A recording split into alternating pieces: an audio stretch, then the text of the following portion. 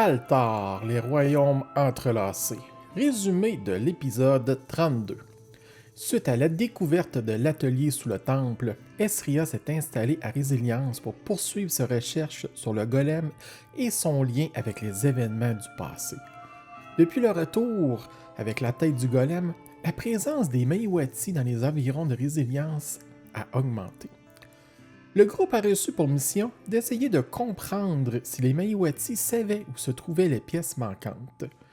Tâche difficile, car jusqu'à présent, il n'y avait eu aucune communication directe avec eux. Après plusieurs tentatives, les aventuriers sont parvenus à soutirer une bribe d'informations concernant le torse.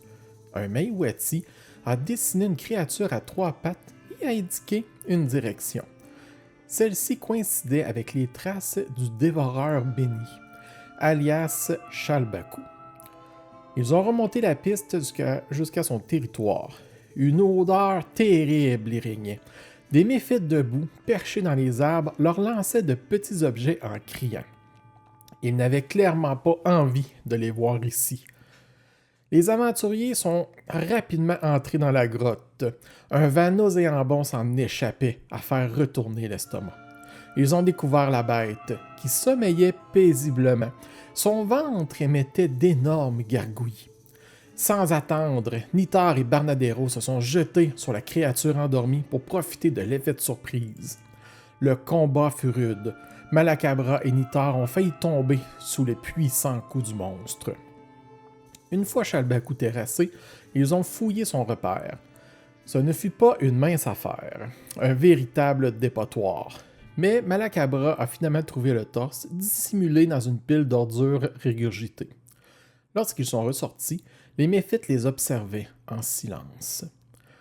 Pendant la nuit, sur le chemin du retour, ils ont rencontré Miran, un repenti au service de la Dame Verte. Il semblait perdu et confus. Le chancre semblait à nouveau exercer son emprise sur lui. Il luttait en vain contre l'appel dans la nuit. Il a mentionné que son camp avait été attaqué par le mangeur de chancre, Rio, qui avait gravement blessé la dame et lui avait volé son œuf. Depuis, elle n'était plus en mesure de purifier ses fidèles, et le chancre reprenait donc le dessus. Les aventuriers ont ligoté Miran et l'ont ramené à Résilience. Ils l'ont enfermé pour éviter tout incident et ont prévenu le capitaine.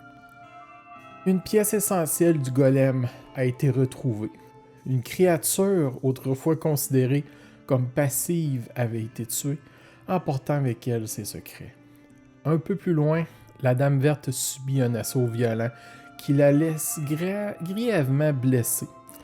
Les alliés d'ennui semblent gagner en puissance, tandis que les soutiens de la dernière garde s'affaiblissent.